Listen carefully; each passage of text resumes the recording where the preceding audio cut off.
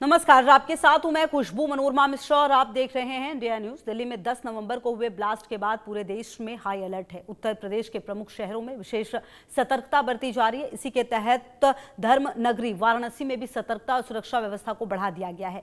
जहां एक तरफ काशी के प्रमुख संवेदनशील जगहों पर कड़ी चेकिंग की जा रही है, वहीं वाराणसी के गंगा नदी के बीच धारा में बड़ा मॉक ड्रिल किया गया। इस दौरान वाराणसी के गंगा नदी में मौजूद गंगोत्री क्रूज पर हेलीकॉप्टर की मदद से एनएसजी कमांडोज उतरे। उन्होंने इस पूरे अभियान के जरिए जल, थल और वायु तीनों क्षेत्रों में अपनी सुरक्षा व्यवस्था को परखा। सबसे पहले काशी में गंगा में खड़े क्रूज पर सुबह तेज धमाका हुआ। विस्फोट होते ही चारों तरफ धुआं फैल गया, विजिबिलिटी कम हो गई, जिसके बाद एनएसजी ने मोर्चा संभाला। कमांडोज नदी में छलांग लगाते नजर आए। क्रूज को चारों ओर से घेर लिया गया। यह नजारा रविदास घाट पर मॉक ड्रिल के दौरान देखने को मिला। एक रिपोर्ट देखिए और फिर चर्चा करेंगे। दिल्ली में लाल किले के पास बड़ा धमाका और उससे कुछ ही घंटों पहले फरीदाबाद से 2900 किलो विस्फोटकों की बरामदगी। शुरुआती जांच में दोनों के तार आपस में जुड़े दिख रहे हैं। दोनों ही मामलों में पाकिस्तान के आतंकी संगठन जैश-ए-मोहम्मद से भी तार जुड़ते दिख रहे हैं। तो क्या पाकिस्तान ऑपरेशन सिंदूर के बाद भी नहीं सुधरा है? ऑपरेशन सिंदूर के दौरान पाकिस्तान के पाले पोसे सैकड़ों आतंकियों और उनके ठिकानों को मिट्टी में मिलाने के बाद भी क्या पाकिस्तान सबक लेने को तैयार नहीं? ऑपरेशन सिंदूर के दौरान 3 दिन बाद ही 10 मई को पाकिस्तान के नाक रगड़ने के बाद भारत सीज फायर को तैयार हुआ था। अपनी शर्तों पर प्रधानमंत्री मोदी ने साफ कहा था कि अगर पाकिस्तान ने या उसके आतंकियों ने भारत में किसी भी आतंकी हमले की साजिश रची या अंजाम दिया तो फिर हर आतंकी हमला युद्ध माना जाएगा और भारत इसका फाइनल और मुंहतोड़ जवाब देगा। दिल्ली में हुए धमाके के बाद प्रधानमंत्री मोदी ने ऑपरेशन सिंदूर 2.0 का इशारा भी दे दिया है। इसके पीछे के षड्यंत्रकारियों को बख्शा नहीं जाएगा। All those responsible will be brought to justice. Pakistan की फितरत को देखते हुए इसका पहले से अंदाजा था कि वो अपनी हरकतों से बाज नहीं आएगा। इसलिए ऑपरेशन सिंदूर के 10 मई को स्थगित होने के बाद से भारतीय सेनाओं ने न सिर्फ खुद को अत्याधुनिक हथियारों और नई तकनीकों से लैस किया, बल्कि लगातार युद्धाभ्यास भी जारी है। ऑपरेशन सिंदूर के बाद 20 से ज्यादा युद्धाभ्यास, मई में गरुड़ कमांडो और यूएस फोर्स की टाइगर क्लॉ एक्सरसाइज, जून में मंगोलिया में इंडो मंगोलियन आर्मी अभ्यास, फ्रांस के साथ शक्ति युद्धाभ्यास, जुलाई और अगस्त में सिंगापुर नेवी के साथ समुद्री युद्धाभ्यास, अगस्त में श्रीलंका के साथ नौसेना थल सेना अभ्यास, सितंबर में मिस्र में 43 देशों के साथ ट्राई सर्विस वॉर गेम्स, सितंबर में अलास्का युद्धाभ्यास यूएस आर्मी के साथ हाई एल्टीट्यूड ट्रेनिंग, सितंबर में ही कोंकण में ब्रिटेन नेवी के साथ F-35 एयर ऑपरेशन, अक्टूबर में स्पेन में रफाल्स की डॉग फाइट ट्रेन, अगस्त और अक्टूबर तक युद्ध कौशल 3.0, दिव्य दृष्टि और त्रिशूल युद्धाभ्यास। 31 अक्टूबर से 10 नवंबर तक चले त्रिशूल युद्धाभ्यास में भारत की तीनों सेना ने अपने पराक्रम की झलक दिखाई। इस दौरान एलओसी से लगती गुजरात और राजस्थान की सीमाओं पर अत्याधुनिक हथियारों और नई तकनीकों के साथ सेनाओं ने युद्धाभ्यास किया। 13 नवंबर से पूर्वोत्तर में भारतीय वायुसेना युद्धाभ्यास करने जा रही है। यानी ऑपरेशन सिंदूर के स्थगित होने के बाद से बिना सांस लिए, बिना थके, बिना रुके देश के जाबाज सैनिक खुद को हर परिस्थिति, हर संघर्ष और हर युद्ध के लिए पूरी तरह से तैयार कर रहे हैं। भारतीय सेनाओं का युद्धाभ्यास इशारा है कि वो दुश्मनों पर अखंड प्रहार के लिए तैयार है। भारत ने मई से अब तक लगातार कई मिसाइलों और एयर डिफेंस टेस्ट किए हैं। अग्नि 5, अग्नि प्राइम जैसे परमाणु सक्षम बैलिस्टिक मिसाइलों का परीक्षण, integrated air defence weapon system, laser based हथियारों की टेस्टिंग, हर श्रेणी के मिसाइल सिस्टम का सफल परीक्षण, AI driven drone, high power directed energy weapons का परीक्षण, QRSAM जैसी स्वदेशी प्रणालियों की क्षमता को परखा। जानकार बताते हैं कि भारत की इन तैयारियों को देखकर लगता है कि भारत हमले रोकने के लिए नहीं, बल्कि पहले हमला करने या फिर हमले के जवाब में प्रतिक्रियात्मक हमला करने की है। युद्धाभ्यास के बीच भारतीय नेताओं और सैन्य नेतृत्व के आक्रामक बयान भी पाकिस्तान के लिए सख्त चेतावनी है। 2 अक्टूबर को रक्षा मंत्री राजनाथ सिंह ने सर क्रीक को लेकर पाकिस्तान को सख्त हिदायत दी थी और कहा था कि अगर पाकिस्तान ने इस क्षेत्र में दुस्साहस किया तो उसका इतिहास और भूगोल दोनों बदल सकता है। 3 अक्टूबर को सेना प्रमुख जनरल उपेंद्र द्विवेदी ने भी प्रायोजित आतंकवाद को रोकने की चेतावनी देते हुए कहा था कि अगर पाकिस्तान ने ऐसा नहीं किया तो उसका ऐतिहासिक और भौगोलिक अस्तित्व खतरे में पड़ जाएगा। भारत के सख्त तेवर से पाकिस्तान दहशत में है, इसलिए उसने भी पिछले 5 महीनों में कई तरह की तैयारियां की हैं। हाल ही में पाकिस्तान ने शाहीन 3 और फतह 4 का परीक्षण किया। एक अज्ञात हाइपरसोनिक मिसाइल का भी परीक्षण। पाक ने अपने संविधान में बदलाव भी किया। कमांडर ऑफ डिफेंस फोर्सेस का पद बनाया।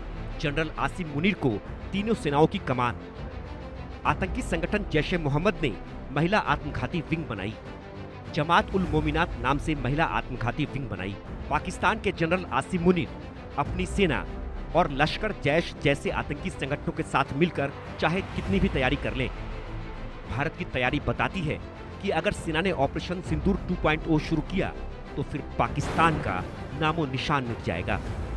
Bureau report, India news.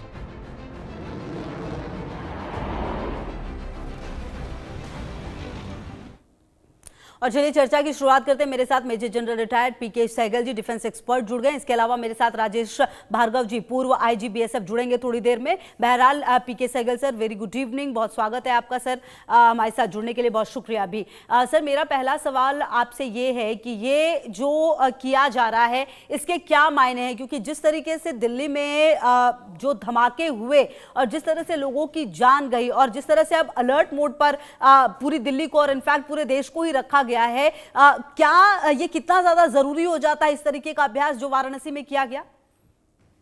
देखो, बहुत लाजमी है कि हम हर प्रकार के एक्सरसाइज करें। खास करके हिंदुस्तान का जो क्रूज शिप बहुत इसमें विस्तार हो रहा है। अगर आपको याद होगा तो इनलैंड वाटरवेज जो है 2016 में केवल 5 थे देश में, भी 111 हो गए। और जहाँ तक क्रूज का ताल्लुक है, हिंदुस्तान में केवल 3 स्टेट्स हैं, वेस्ट बंगाल, असम एंड केरला, जिनमें ये क्रूज होता था। 2027 तक 51 नए क्रूज सर्किट को बनाया जाएगा, 14 स्टेट्स में और 3 यूनियन टेरिटरीज में। और इसके अलावा जो अभी पहले नदियां हैं, जैसे बेसिकली गंगा में और केरला में है, लेकिन जो नए सर्किट है वो नर्मदा में भी है, यमुना में भी हुआ, झेलम में भी और रावी में।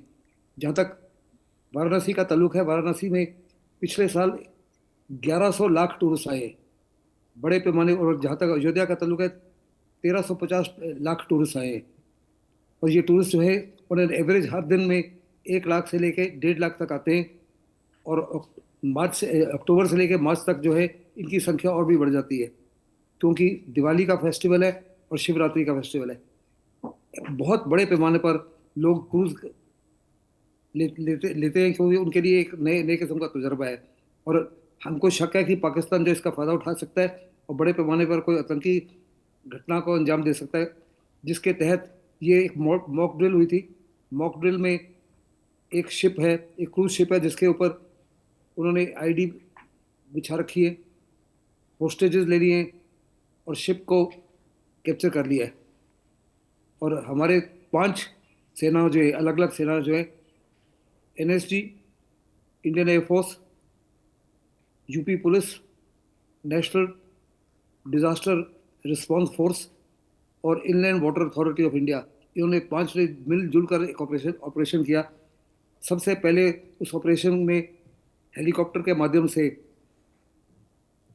कमांडो उतरे अपर डेक के ऊपर, और नेवल डाइवर्स और फास्ट बोट्स के इसे कन्वर्ज किया। और with in a matter of few minutes उस शिप को, जितने भी बंधक थे उनको छुड़ा लिया, शिप को आईडी से ब्लो ऑफ करने से बचा लिया, और जितने भी टेररिस्ट थे उनको नाकाम कर दिया। ये बहुत लाजमी है कि इस माफी की एक्सरसाइज बार बार की जाए। और सबसे ज़्यादा इम्पोर्टेंट है कि ये जॉइंट एंड यूनिफाइड कमांड है, जिसके माध्यम से सिनर्जी आती है। अगर आपको याद होगा, जो पठानकोट में ऑपरेशन हुआ था, पाकिस्तान की तरफ से हमला हुआ था 2001 में, तो बड़ा ज़बरदस्त कन्फ्यूजन था कि उसमें कमांड कौन है। क्या वहाँ पे एयरफोर्स बेस कमांडर कमांड में थे, क्या एनएसए अजीत डबल दिल्ली से कमांड कर रहे थे, क्या वहाँ पे टेरिटोरियल आर्मी वाले कमांड पे थे, या पंजाब पुलिस कमांड में थे, जिसकी बदौलत कुछ लोगों की जान गई। अगर आपको याद होगा 2008 में जब मुंबई हमला हुआ, उस समय भी बड़ा कन्फ्यूजन था कि कौन कमांड में है। हाँ। अगर वहाँ पे लोकल ब्रिगेड है, जो इन्फेंट्री ब्रिगेड है, जिसका जो हर प्रकार से ट्रेंड है ऐसे मकसद को, अगर उनको ये ऑपरेशन सौंपा होता तो कुछ ही घंटों में आतंकियों को साफ कर दिया होता। और इतने बड़े पैमाने पर जो देश की बदनामी हुई, 166 लोग मारे गए और बहुत बड़ा जान और माल का नुकसान हुआ, वो उससे बच जाते। तो जी। बहुत लाजमी है कि ऐसी एक्सरसाइज बार बार की जाए, ये कोशिश करने के लिए कि हर और बड़ा स्ट्रांग मैसेज भेजा जा रहा है पाकिस्तान को, दुनिया को, विद इन द कंट्री, कि हिंदुस्तान की आर्म फोर्सेस जो है और हिंदुस्तान के जो एनएसजी है और स्टेट पुलिस है, हर प्रकार से देशवासियों को सुरक्षित रखने के लिए तैयार है। और ये जी। बहुत इंपॉर्टेंट मैसेज है, खास करके ये दिल्ली में ब्लास्ट के बाद में, जो रेड फोर्ट के पास ब्लास्ट हुआ, हम्म। कि नागरिकों को साफ तौर पर नजर आना चाहिए कि सरकार उनकी सुरक्षा को किसी प्रकार से नकारेगी नहीं, और बहुत बड़े पैमाने पर हर प्रकार से हम कोशिश कर रहे हैं कि उनकी कमर तोड़ दी जाए, और इससे पहले कि वो नुकसान कर सके, हम उनके ऊपर हर प्रकार से हामी हो जाए। जी, बिल्कुल। मैं तो अच्छा, जी, बिल्कुल। अच्छा, पीके सहगल सर, जिस तरह से पिछले कुछ समय में हमने देखा है कि तमाम सेनाओं में अमूलचूल परिवर्तन किए गए हैं, और अगर नौसेना की भी बात की जाए तो उन्हें भी बहुत ज़्यादा स्ट्रांग बनाया गया है।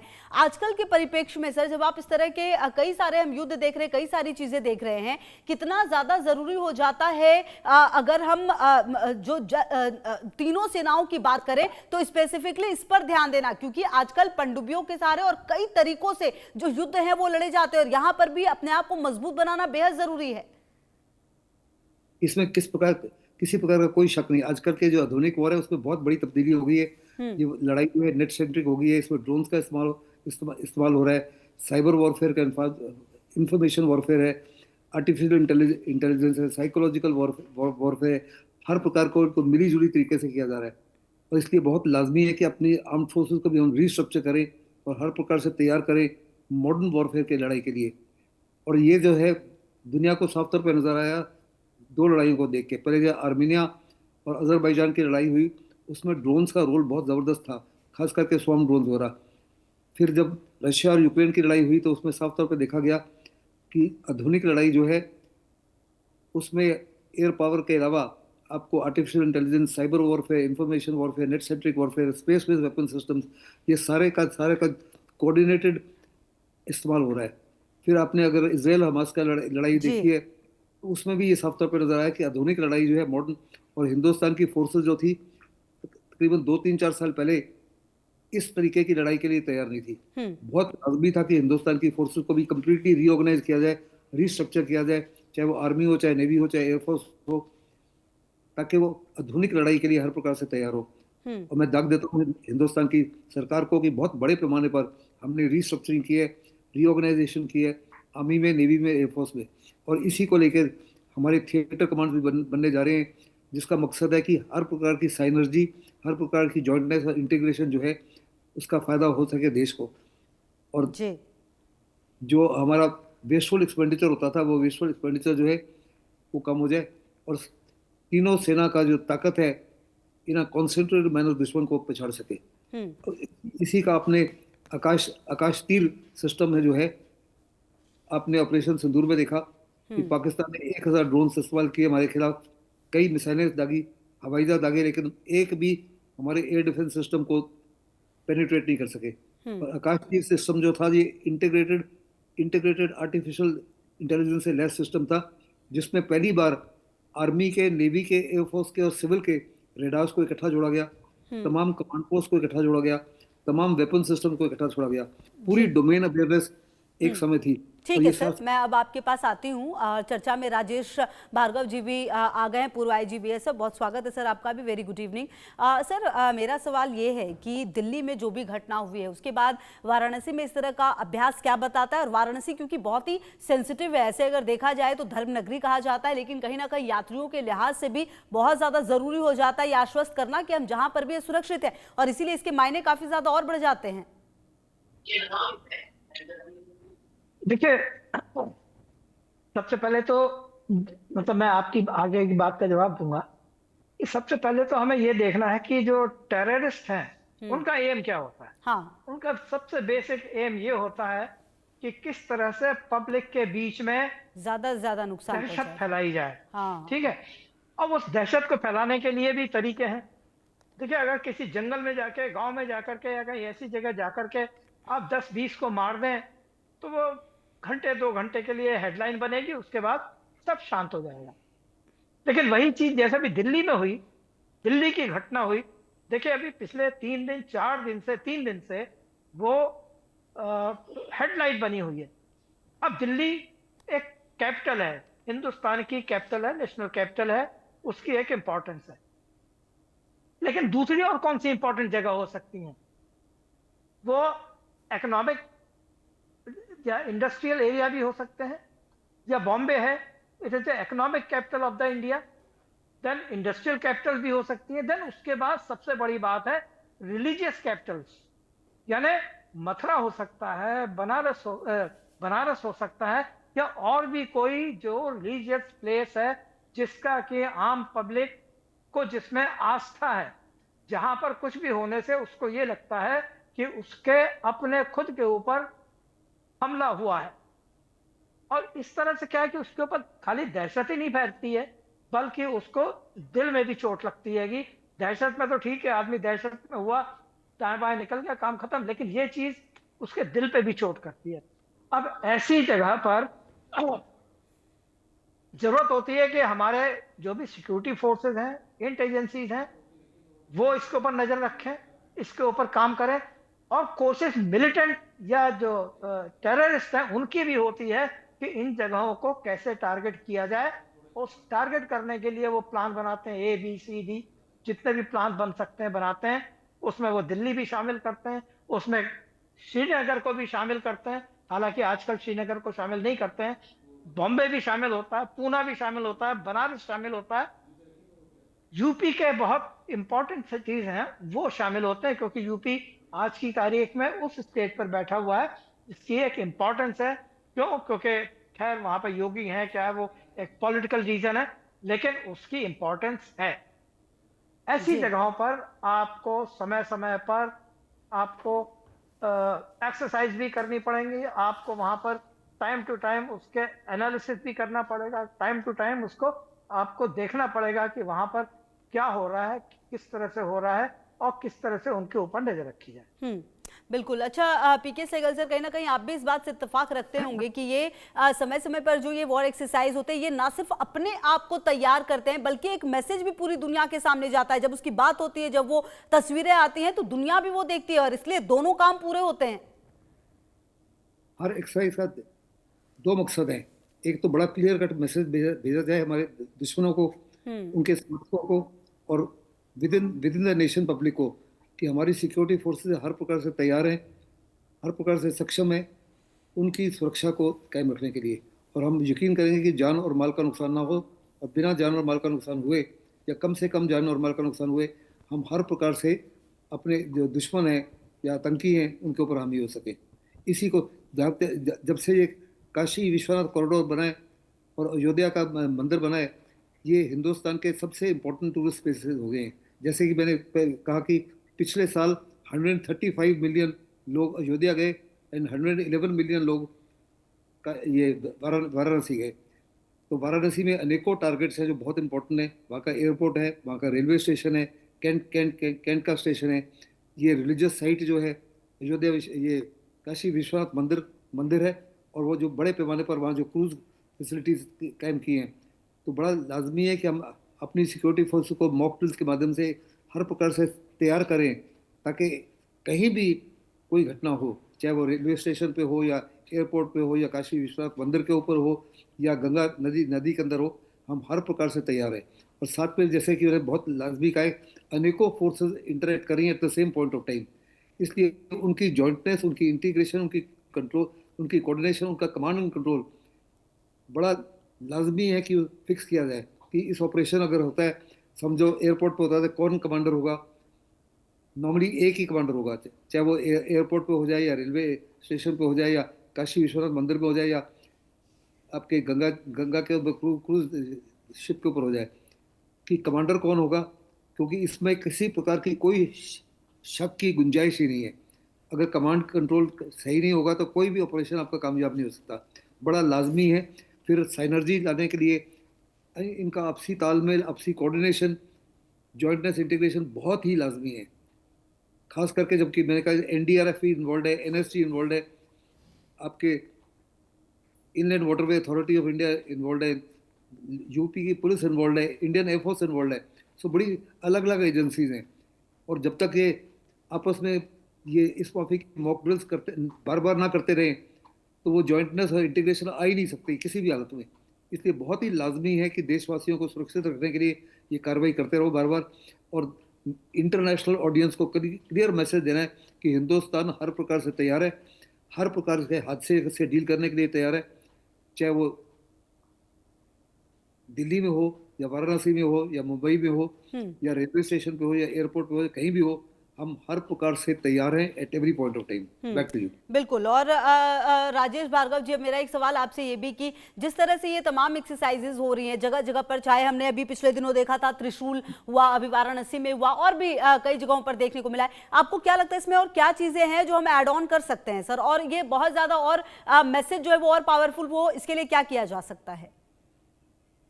देखिए, जो त्रिशूल एक्सरसाइज हुई उसके बारे में तो मैं इतना नहीं कह सकता, क्योंकि ये सीमा पर हुई थी और उसके जो भी एम थे वो उसके बारे में मैं डिस्कस नहीं करना चाहूंगा। वैसे भी उसके बारे में मुझे इतने नॉलेज नहीं है, कितनी की क्या की, ठीक है, मुझे जनरल उसके नॉलेज है, वो बात अलग है।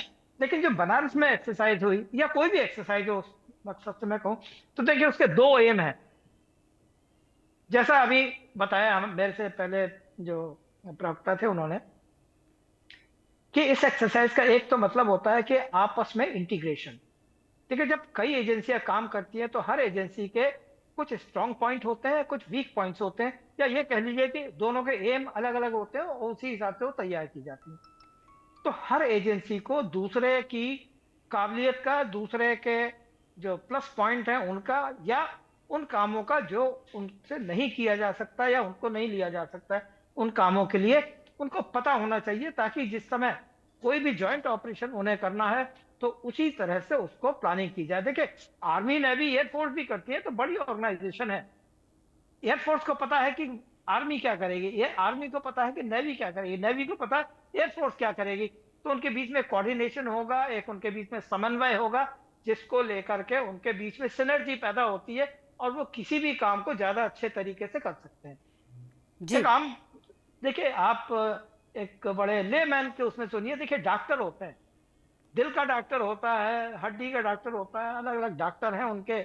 तो अगर किसी मरीज को देखना है, कोई कॉम्प्लिकेटेड है, तो उसमें हर डॉक्टर को अपना रोल समझना होता है और दूसरे डॉक्टरों को उसका रोल समझना होता है। तो ये तो जरूरी है इन एक्सरसाइजेस के जरिए कि वो एक दूसरे की काबिलियत को समझ सके। और दूसरी चीज उसमें है कि जो उनके कमांडर हैं उनके बीच में एक कॉन्फिडेंस बिल्डिंग हो एक दूसरे के लिए। वरना क्या होता है कभी कभी कि आप एक दूसरे को नहीं जानते हैं, तो आपके दिल में वो कॉन्फिडेंस नहीं होता है दूसरे के लिए कि ये पता नहीं करेगा नहीं करेगा, ये कितना कर सकता है नहीं कर सकता, वो कॉन्फिडेंस नहीं डेवलप होता है। लेकिन जब साथ साथ काम करते हैं तो उनको एक दूसरे के ऊपर एक कॉन्फिडेंस होता है, एक उनके बीच में फेथ डेवलप होता है, जो कि अल्टीमेटली उनके ऑपरेशन को सिंपल और सक्सेसफुल बनाता है। ये तो है एक्सरसाइज का। इस एक्सरसाइज से दूसरा क्या फायदा होता है, या जरूरी है कह लीजिए, कि पब्लिक को ये बताना कि भाई देखो हम तैयार हैं, घबराने की जरूरत नहीं है, हम तुम्हारे पीठ के पीछे खड़े हुए हैं, अगर दुश्मन यहाँ पर आएगा तो उसको मुंह तोड़ जवाब मिलेगा, आप लोग यहाँ पर अकेले नहीं छोड़े हुए। गवर्नमेंट ने आपको ऐसा नहीं कि यहाँ पर जो कुछ हो गया और उसकी किसी को परवाह नहीं है। ये पब्लिक के दिल में एक कॉन्फिडेंस पैदा होता है, ताकि पब्लिक को भरोसा रहे गवर्नमेंट के ऊपर जी, और वो निश्चिंत होकर के काम करे। और तीसरा एक और पहलू है इसका, कि जो हमारे दुश्मन हैं या मिलिटेंट हैं, उनको एक लेसन जाता है कि भाई हम चुप नहीं बैठेंगे, हम सोए हुए नहीं हैं, हम तुम्हारे स्वागत करने के लिए तैयार हैं। जिस समय तुमने हमारे सामने कदम रखा या जिस समय तुम्हारी हरकत सामने आई, उस समय हम तुम्हें छोड़ेंगे नहीं। तो ये तीन चीजें हैं जो कि किसी एक्सरसाइज से आगे कन्वे होती हैं।